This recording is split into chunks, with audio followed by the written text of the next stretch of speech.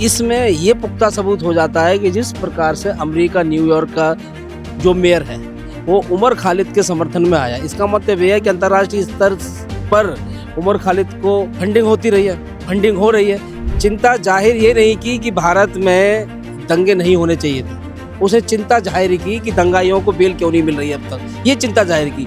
2020 में दिल्ली के दंगों में जो क्या हुआ वो हम सबको याद है, और उसमें जिनको जिम्मेदार माना गया, जिन पर ये आरोप लगा, वो हैं शरजील इमाम, उमर खालिद और उनके कई साथी।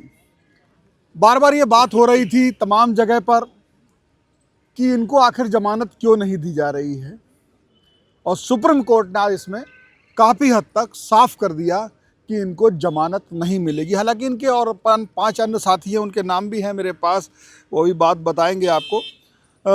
गुलफिसा फातिमा, मीरा हैदर, शिफाउर रहमान, मोहम्मद सलीम खान और सादाब अहमद, इनको जमानत मिल गई है।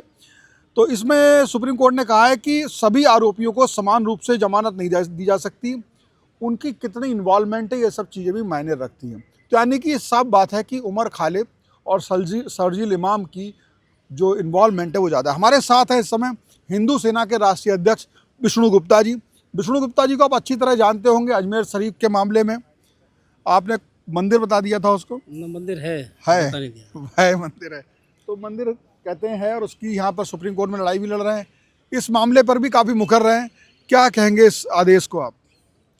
ऐसा है, शरजील इमाम और उमर खालिद को जो बेल नहीं मिली है उसका कारण यही है कि उनकी दंगे में भूमिका पूरी रही है, उनके इशारे पे ही दिल्ली दंगा हुआ, और वो चाहते थे दिल्ली दंगा जो पूर्वी दिल्ली में हुआ वो पूरी दिल्ली में फैले, पूरे देश में फैले, और जो हिंदू मुसलमान राइट हो उससे क्या अंतर्राष्ट्रीय स्तर पे भारत की छवि खराब हो, और यहाँ देश में हिंदू मुसलमान को लेकर खून खराबा हो। क्योंकि वो सब हुआ तो उस समय अमेरिका के राष्ट्रपति ट्रम्प भी भारत की विजिट पर थे।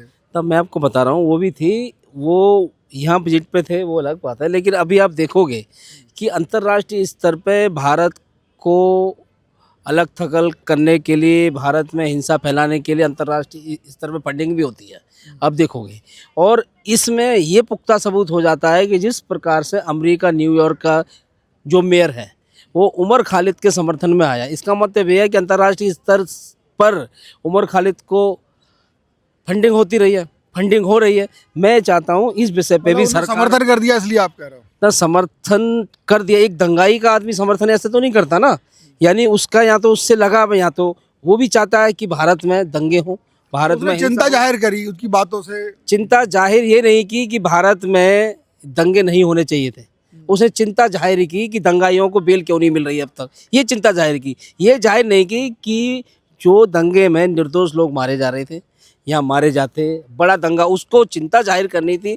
तो ये करनी थी कि भारत में जो दंगे फैलाने वाले लोगों को अब तक सज़ा क्यों नहीं मिली, अब तक उन्हें फांसी क्यों नहीं दी गई, जो भी है। तो मैं यहाँ यही कहना चाहता हूँ कि 5 लोगों को जमानत दी है, उनको छोड़ा ही नहीं गया है, यहाँ बता रहा हूँ। और जो 2 लोग हैं, शरजील इमाम और उमर खालिद, वो दंगे के मास्टरमाइंड है, इसलिए किसी भी कोर्ट ने उनको, ना नीचे के कोर्ट ने, हाई कोर्ट ने, इसीलिए सुप्रीम कोर्ट ने जमानत नहीं दी, उनको सज़ा मिलेगी। हम चाहते हैं दिल्ली वासियों को और देशवासियों को न्याय मिलेगा, थोड़ा देर है, अंधेर नहीं, इन दंगाइयों को सलाखों के पीछे जाना पड़ेगा, इन्हें सज़ा भी भुगतनी पड़ेगी। आप इस केस को काफ़ी नज़दीक से देखते भी रहे हैं और इस पे आपकी कई बार हमने आवाज़ सुनी है। आप क्या चाहते हैं, किस तरह की इन्होंने जुर्म किया और किस तरह की सजा इन्हें मिलनी चाहिए? हालांकि वो तो कोर्ट ही तय करेगा, लेकिन कोर्ट तय करेगा कानून के अनुसार। बस मैं ये कहना चाहता हूँ कि इनका जो गुनाह था बहुत ही शर्मनाक था, भारत को अंतर्राष्ट्रीय स्तर पे बदनाम करने की साजिश थी, हिंदू मुसलमानों को आपस में फाइट करने की साजिश थी, जो कि दंगा दिल्ली से शुरू होता और पूरे भारत में फैलता, इसमें हजारों लाखों लोगों की जान जाती, ये इनका षड्यंत्र था। और इस पे अंतर्राष्ट्रीय स्तर पे भी कुछ भूमिका रही है, देश की एजेंसियां उस पर जांच कर रही है। अभी जो न्यूयॉर्क के मेयर ने चिंता जताई, इसकी भी एजेंसियां जांच कर रही होंगी, क्या कि इनकी ओर से कोई फंडिंग वगैरह किसी को और माध्यम से ना मिली हो सकता है कि इसमें अंतर्राष्ट्रीय कोई एंगल हो। हम ये चाहते हैं दिल्ली के दंगाइयों को, जो दिल्ली के दोषी हैं, उनको जल्द से जल्द सज़ा मिलनी चाहिए। चलिए, आपका बात करने के लिए बहुत बहुत धन्यवाद।